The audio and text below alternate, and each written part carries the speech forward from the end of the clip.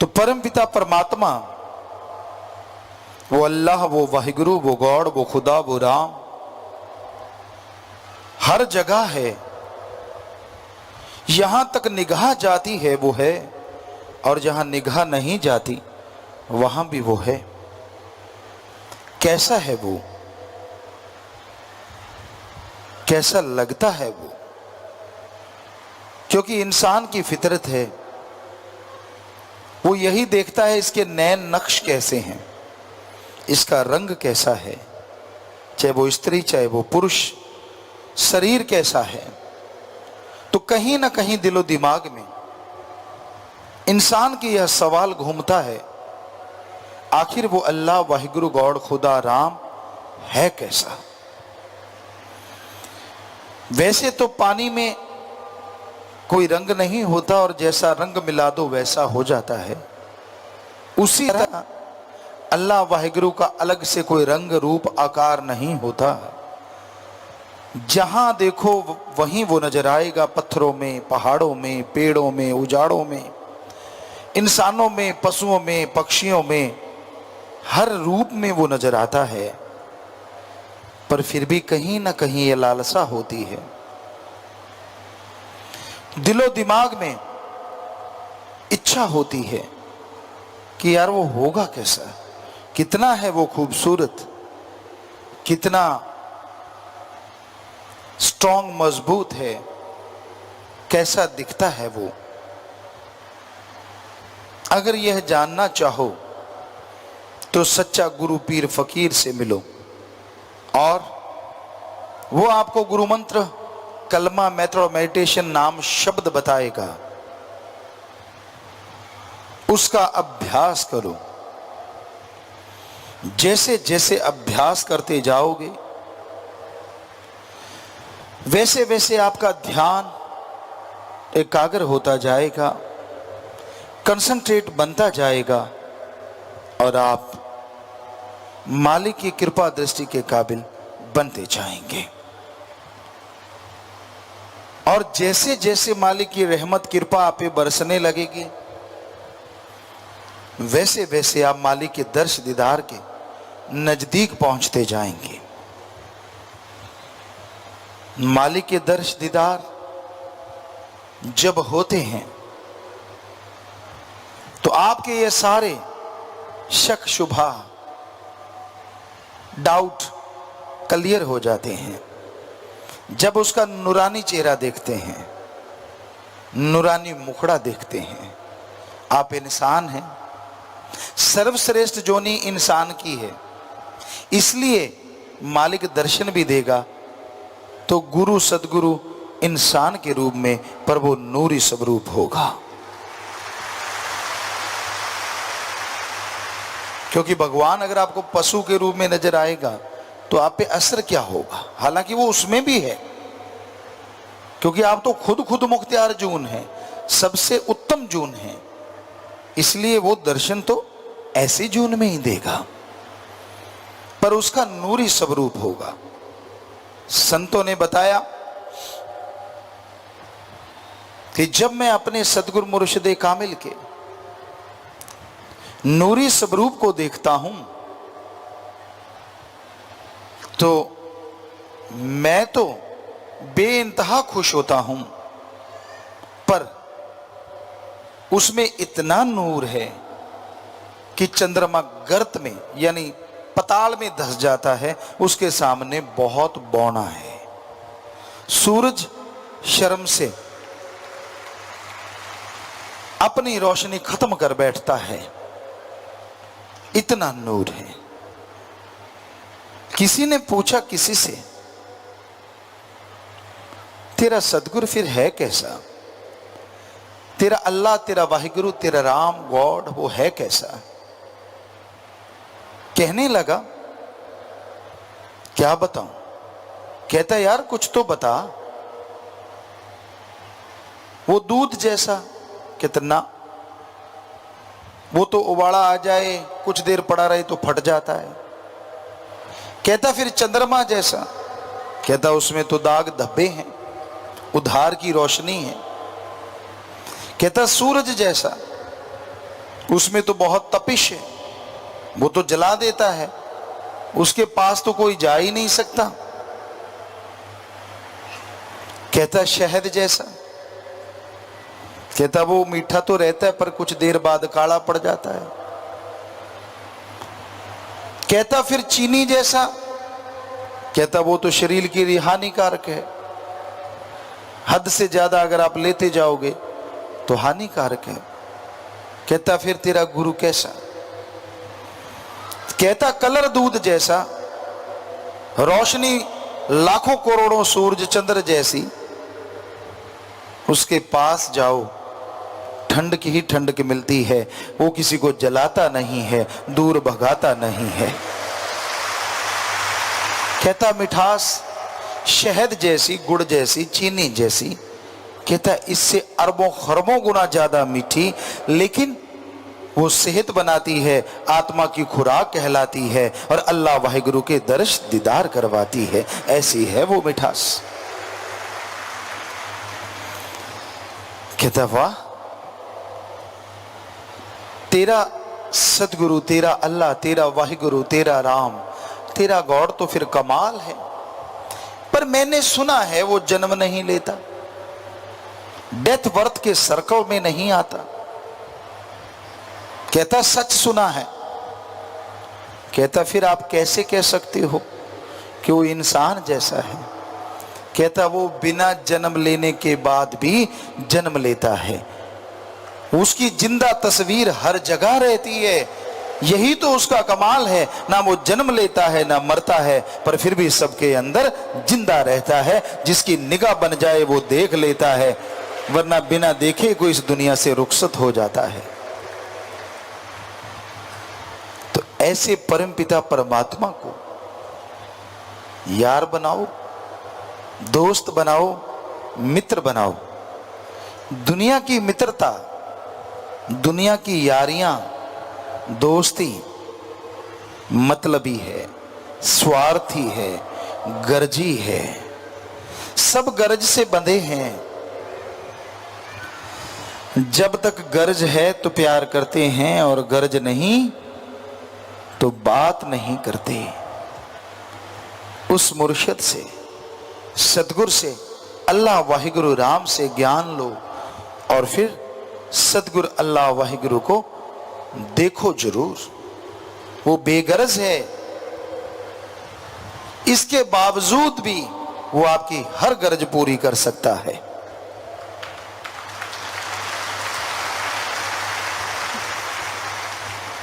आप सारे समाज में रहते हैं,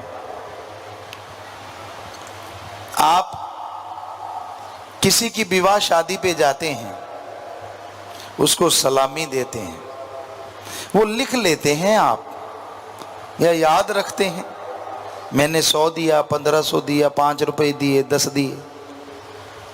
और जब आपके घर में किसी की शादी होती है तो आपको ध्यान में रहता है फलां आदमी कितने दे के गया। ये गरज है, गरज के लिए ये रीत बनी थी। पुराने समय में लोग जब शादियां होती थी तो ऐसे पैसा देते थे जिससे उसकी मदद हो जाए, क्योंकि अकेला कुछ नहीं कर पाता। 100-100, 5-5 रुपए भी दिए, 2-2 रुपए भी दिए तो सारे गांव में वो काफी पैसा हो जाता था उस जमाने के अनुसार। और बेटे की शादी धूमधाम से हो जाती थी, पास से कुछ लगा भी नहीं और शादी भी बढ़िया हो गई। किसी की भी शादी होती फिर वो रूटीन उस पे चलता था, सारे उसको दे देते थे। तो ये गर्जी हो गया ना। पर अल्लाह वाहिगुरु राम को सलामी देने की जरूरत नहीं। आप मत दीजिए सलामी और बदले में जितना मर्जी ले लीजिए, बस भावना शुद्ध कर लीजिए, विचारों का शुद्धिकरण कर लो। अगर आपके विचार शुद्ध हैं, भावना पवित्र है, श्रद्धा है आपके दिलो दिमाग में, तो वो इतना देगा, इतना देगा, आपकी झोलियां छोटी रह जाएंगी और उसकी रहमत मूसलाधार बरसती जाएगी, बरसती जाएगी। तो अपने आप को शुद्ध करना है, अपने आप को पवित्र बनाना है। ना तो दिखावे से कोई पवित्र बन सकता है, ना अच्छे कपड़े पहनने से कोई पवित्र बन सकता है, और ना ही धन दौलत जमीन जायदाद ज्यादा होने से कोई पवित्र बन सकता है। पाक पवित्र बनने के लिए एकमात्र उपाय, रूहानियत में आओ, सुमरन करो, सेवा करो। परहित परमार्थ और सुमरन, दो चीजें आपने करनी ही करनी है, क्योंकि सुमरन से बाकी के गुण ऑटोमेटिकली प्रकट हो जाएंगे। आप दीनता नम्रता धारण कर लोगे, आपके अंदर बेगर्ज निस्वार्थ प्यार करने की भावना पैदा हो जाएगी। आप मालिक से करीब होते चले जाएंगे। तो सेवा और सुमरन ही तरीका है। मैं सजूं रे सजूं, पिया लिए रोजाना, एक ही तरीका है सजने का। पता नहीं आप उसे कैसे लेते हैं, उस शब्द को, भजन को, सॉन्ग को, पर हमारा नजरिया ये, मैं सजूं रे सजूं, पिया लिए रोजाना, कि मैं रोजाना सुबह शाम उसके सुमरन करती हूं, मैं रोजाना सुबह शाम उसके लिए दुआ करती हूं, मैं रोजाना सारा दिन उसकी सेवा में लगे उसकी औलाद का भला करूं, इसी में सजती संवरती रहती हूं, क्योंकि इसी सजने संवरने से पिया जी मिल जाते हैं। पाउडर करी में लगाने से नहीं। उधर भी लगाया जा सकता है कि हाँ भाई मैं सजूं, मैं तो पाउडर लगाऊं, मैं क्रीम लगाऊं, पता नहीं क्या क्या लगाऊं, लगाता रहे, आदमी जरूर खुश होगा, पर खसम अल्लाह वाहिगुरु राम खुश नहीं होता। हम ये नहीं कहते कि पाउडर शाउडर ना लगाओ, जितना मर्जी लगाओ भाई, कोई रोक टोक नहीं, पर अगर उस भजन का आप हमसे पूछो कि पिताजी उसका क्या मतलब है, मैं सजूं रे सजूं, पिया लिए रोजाना, तो उसका एक ही मतलब है कि आप सुमरन के द्वारा, सेवा के द्वारा, परहित परमार्थ के द्वारा रोजाना सजो।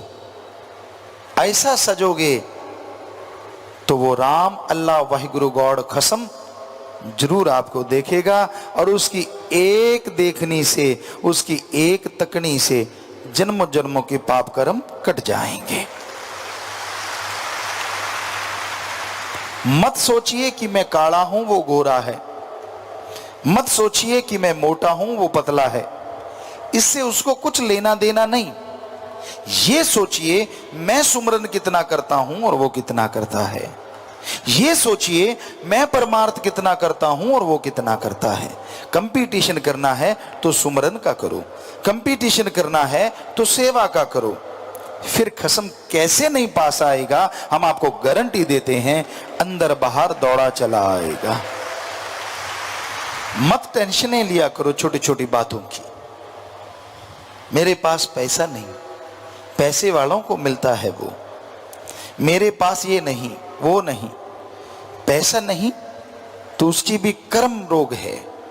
आप कर्म अच्छे नहीं करते, आप मेहनत नहीं करते, आप सुमरन नहीं करते, मेहनत बहुत करते हैं, फायदा नहीं होता, क्योंकि सुमरन नहीं करते और संचित कर्म रोड़ा बन जाते हैं, संचित कर्म रुकावटें बन जाते हैं। तो उस पिया को, अल्लाह वाहिगुरु राम को, जिसका आपको बताया अति खूबसूरत है उसका चेहरा, उसकी अदाएं, माशाअल्लाह, वो वाहिगुरु, वो राम, वो अल्लाह, वो गॉड, क्या गजब है। उसके नूरी स्वरूप को अगर आप देख लो तो जीवन सफल हो जाए। उसका नूरी स्वरूप अगर दिख जाए तो मन माया की दाढ़ हमेशा गलनी बंद हो जाए। उसका नूरी स्वरूप दिख जाए, काम वासना क्रोध लोभ मोह अहंकार हमेशा के लिए मिट जाए, उसका नूरी स्वरूप दिख जाए, थोड़ी मेहनत और फल अरबों गुना आ जाए।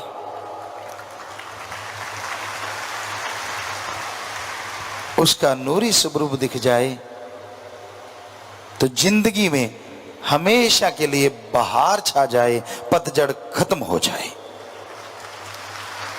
उसका नूरी स्वरूप दिख जाए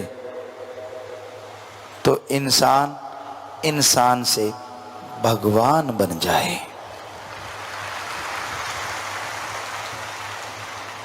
क्योंकि इंसान खुद उसमें अपने आप को देखे और अपने में भगवान को देखे तो वो भगवान रूप बन जाता है। फिर समाधि लगाने की जरूरत ना पड़े, सुमरन करना ही ना पड़े, सेवा करनी ही ना पड़े, अपने आप सुमरन चलता रहता है, अपने आप सेवा होती रहती है, पता ही नहीं चलता कि क्या हो रहा है, अगर उसका नूरी स्वरूप दिख जाए। आप मीठे के आशिक हैं, नमकीन के आशिक हैं, कड़वी चीज के आशिक हैं, इंद्रियों के भोग विलास के आशिक हैं, अरे उसका नूरी स्वरूप मिल जाए तो ये जो आप मीठा नमकीन कड़वा या इंद्रियों के भोग विलास का स्वाद लेते हैं, ये तो क्षणिक है, 5 मिनट 10 मिनट आधा घंटा घंटा, और बाद में मुंह बकबकवा और शरीर चूरो चूर। अरे नूरी स्वरूप मिल जाए तो इनसे खरबों गुना स्वाद आ जाए और वो परमानेंट बन जाए, टेम्परेरी कभी ना रहे।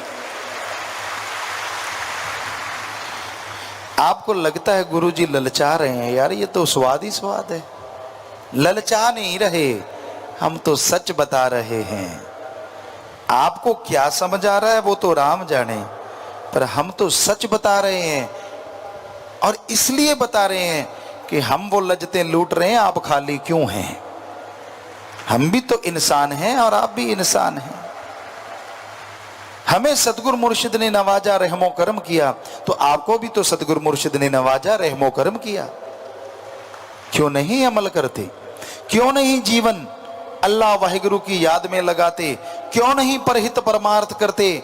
जीवन यूं ही गुजर रहा है, सेकंड गया, मिनट गया, घंटा गया, दिन गया, महीना गया, साल गया, पता नहीं खा पी के कितना माल गया। समझ गए आप?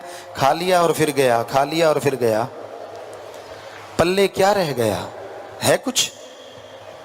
उसकी निंदा कर ली, उसकी चुगली कर ली। भाई बहनों में आजकल चल रहा है, बैठ गए, सुना वो कैसा, फला ऐसा, ये बुरा वो बुरा। क्या पानी में मधानी से कभी मक्खन आया? आया तो दिखाओ किसके पास है। जितनी चुगली करते हो, जितनी निंदा करते हो, एक दूसरे को गाली गलौज करते हो, एक दूसरे को बुरा बोलते हो, क्या कोई पदवी मिली, कोई ग्रेड मिली, अपग्रेड हुए आप?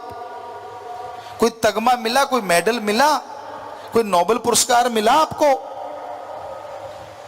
कि भाई इसने इतनी निंदा की है, बेचारे ने जोर लगा लगा के, इसको कोई तो मेडल मिलना चाहिए। वैसे निंदा चुगली का अगर मेडल मिलने लगे ना, मोस्टली सबके गले में मेडल हो। सच्ची बात है। थोड़े ही बचे हैं मालिक के प्यारे जो मालिक से इश्क करते हैं, वरना चुगली निंदा के बिना कईयों की तो रोटी हजम नहीं होती और कईयों को टॉयलेट नहीं आती। जब तक वो एक दूसरे की 2-4 गा ना लें, उनको होता है यार पेट में अफारा आ गया, चल फला आदमी के पास जाते हैं, जाके कौन सा उसने तेरे को चूर्ण दे देना है, चुगली करनी है, फलाना ऐसा है, धिंकड़ ऐसा है। ओहो, किस लिए जिंदगी मिली और क्यों बर्बाद कर दी? क्यों बर्बाद करने पे तुले हो? जिनकी शादी नहीं हुई, शादी वालों की बातें सुन सुन के सपन लोग में उड़ते हैं, और जिनकी शादी हो गई वो दलदल से निकलने की जुगती सोचते हैं। हकीकत है, पूछ लो चाहे सबसे। काश शादी ना होती आजाद होते, ना बच्चों का फिक्र ना घर का फिक्र, राम राम गाते, अल्लाह वाहिगुरु को मनाते और खुशियों से सारा दिन रात गुजारा करते। पर जिनकी नहीं हुई उनको कीड़ा काटता है अंदर। ओहो, ये तो मजे ले रहे हैं, ये तो सुंदर कपड़े पहनते, मुंह से रंग के आते हैं। मैं भी रंगता, साल 2 साल रंग लेता, बच्चे हो जाते, आंखों की गिद्द तक नहीं उतरनी थी, रंगना तो दूर की बात। गृहस्थी वो ही अच्छे हैं जो अल्लाह वाहिगुरु को याद करते हैं, जिनके घर में प्यार मोहब्बत है, जो अच्छे संस्कार अपने बच्चों को देते हैं। और तपस्वी वही अच्छे हैं, त्यागी वही अच्छे हैं जो सतगुरु पे दृढ़ यकीन रखते हैं, भगवान की भी परवाह नहीं करते और सेवा सुमन में ध्यान लगाते हैं। अपनी जिंदगी का मकसद जो आपने बनाया है उसको सुबह सुबह सुमरन के साथ याद किया करो। गृहस्थी लोग याद किया करो कि हे परमपिता परमात्मा, हमने तेरा नाम जपना है, तेरे से दया में रहमत लेके खुशियों के खजानों को लूटना है, अपनी औलाद को अच्छे संस्कार देने हैं, अपनी औलाद को आपसे जोड़ना है और अपनी औलाद के लिए हक हलाल का अमृत आबो हयात इकट्ठा करना है। ठगी बेईमानी भ्रष्टाचार का जहर नहीं पिलाना है, चाहे कुछ भी हो जाए। सबसे प्यार से बोलना है, सबसे बेगर्ज मोहब्बत करना है। ऐसे ही तपस्वी जिन्हें कहा जाता है, त्यागी, उनको चाहिए सुबह याद करें, सतगुरु अल्लाह वाहिगुरु, तेरे लिए जिंदगी तूने कुर्बान करवाई है, मेरे में ऐसा कुछ नहीं कि मैं कुर्बान कर दूं, तेरी रहमत बरसी की कुर्बानी हम पे रंग लाई है, मेरा मुझ में कुछ नहीं, जो कुछ है सो तेरा, तेरा तुझको सौंपते क्या लागे है मेरा। याद करें कि हे मेरे मालिक, हे मेरे दाता, हमारी औकात नहीं थी कि हम तपस्वी बन पाते, जो मालिक को अति प्यारे होते हैं वो बन पाते। ये तेरी रहमत बरसी, तूने बना लिया, और अब और रहमत रख, हमें शक्ति दे। हम जिस चीज के लिए जिंदगी कुर्बान की है, अल्लाह वाहिगुरु का प्यार और उसके सारे संसार का भला करना, सेवा करना, परोपकार हम करते रहें ता जिंदगी, कोई बुरे ख्यालों में न चलें, निंदा चुगली में न बैठें। मालिक हमें शक्ति देना, हम परहित परमार्थ में डूबते चले जाएं, निकलने की हमें फुर्सत ना मिले और तेरी खुशियों से हमेशा माला माल हो जाएं। दोनों तबकों को, चाहे वो गृहस्थी चाहे त्यागी तपस्वी, ऐसी प्रार्थना करके, सुमरन करके अपनी औकात हमेशा याद रखनी चाहिए। हम तो अपनी औकात नहीं भूलते, हम तो आपके नौकरों के भी नौकर हैं, ये है हमारी औकात। हम तो आपके जूतों में बैठने को तैयार हैं, क्योंकि फकीर का काम सेवा करना है। अगर आपका नौकर आके कहेगा गुरुजी मेरा ये काम करो, तो हम तो करेंगे, नौकर हो गए ना। आप करो ना करो अपने नौकर का काम, तनख्वाह दो ना दो, पर हम तो अल्लाह वाहिगुरु के नौकर हैं, इसलिए सबके नौकर हैं। आपका नौकर भी हमें कहेगा, हम तो उसका काम भी करेंगे और उसके लिए भी दुआ करेंगे। हम नहीं भूलते अपनी औकात। आप भी मत भूलिए कि नहीं, अहंकार नहीं करना, खुद ही नहीं आने देनी अंदर। उस अल्लाह वाहिगुरु से लिब जोड़ी है, सतगुरु मौला से प्यार मोहब्बत की तार जोड़ी है, टूटने नहीं देनी, हिम्मत रखनी है, हौसले बुलंद रखने हैं और खुशियों से आगे बढ़ते जाना है। कदम आगे बढ़ा के पीछे नहीं खींचना। यही है इंसानियत, यही मर्दानगी, यही सच्चाई है और यही हकीकत है। फिर देखिए कैसे मालिक नजारे लुटाते हैं। अरे आप तो चमड़ी के पीछे पड़े हुए हैं। साईं जी का एक वचन अचानक ख्याल में आ गया। आप कहोगे क्या आपने सुना? नहीं, सुना नहीं, फिर कैसे आ गया वो आप समझ लो। तो ये कहा करते चमड़े का बोका और चमड़े का सुआ डबो डबो के सारा जग मुआ। हकीकत है, जो काम वासना में अंधे हैं, जो विषय विकारों में अंधे हैं, इसी में पगलाए रहते हैं, इसी में खोए रहते हैं, उनकी जिंदगी का मकसद ही कोई और नहीं होता। राक्षस शैतान बन जाते हैं, हैवान से भी बदतर है उनकी जिंदगी। बस एक दूसरे पे मोहित, एक दूसरे में पगलाए, उसके बिना चैन नहीं आता। अगर वो दुखी तो मैं दुखी, मैं दुखी तो वो दुखी, दोनों नहीं सुखी। सुखी वो जिसका आधार अल्लाह वाहिगुरु राम है, जिसका आधार परम पिता परमात्मा है।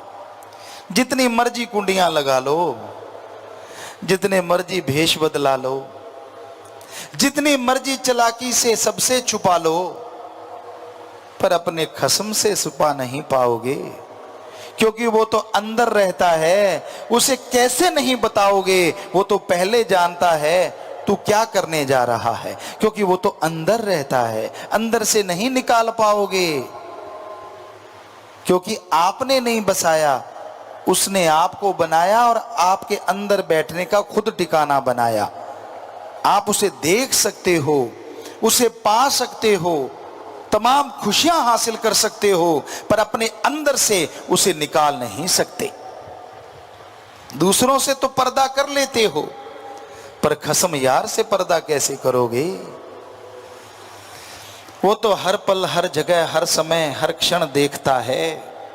जितना पर्दा करोगे और दुखी होते जाओगे और परेशान होते जाओगे। पूरा कर्म कोई भी ना करे, क्योंकि बेपरवाह जी के वचन, कर्म करे खोटे पड़ेंगे बड़े सोटे। दो चार सोटों से समझ जाओ तो भी ठीक, मान जाओ और तौबा कर लो और माफी ले लो, क्योंकि दो चार से काम चल जाएगा। वरना सोटा ऐसा है वो लगातार बरसता जाएगा, क्योंकि उसकी सजा मिलती जरूर है। जैसे कर्म करोगे भरना तो पड़ेगा भाई। यारी दोस्ती से कुछ होने वाला नहीं। बाहरी जी हजूरिया, आप सोचे कैसा होता है जी हजूरिया? हाँ जी, हाँ जी, हाँ जी, हाँ जी, मैं तो तेरा बंदा, मैं तो तेरा बंदा, मैं तो तेरा बंदा। बाहर से यूं लगता है यार ये भगत तो बिल्कुल फ्रेश हो के अभी टपका है, इस जैसा तो कोई दूसरा है ही नहीं। पर बचनों पे अमल करने के नाम पे जीरो, वैसे जी हजूरिया, सबकी निगाह में जी हजूरिया। और फकीर पर्दा नहीं उठाते, वो तो कहते हाँ जी, हाँ, हाँ बेटा भले शाबाश। कई बार आसपास वाले भी सोचते हैं यार ये गुनाहों का गुथला है, बाहर से दिखावा करके मालिक की नजारे लूट रहा है, ये आपका भरम है। फकीर तो पर्दा रखते हैं, वो तो सबको हाँ जी, हाँ जी कहते हैं। आप बुला के देख लो, वो तो कहेंगे वाह बेटा शाबाश बहुत बढ़िया। पर अगर काम करोगे घटिया, पड़ेंगी राम नाम की छटियां, उससे नहीं बचोगे। ये मत सोच लेना फकीर ने ऐसा कर दिया तो कट गया, नहीं। आशीर्वाद असर सब पे करता है। एक घड़ा सीधा है, एक टेढ़ा है और एक औंधा है। अमृत की बरसात हो रही है,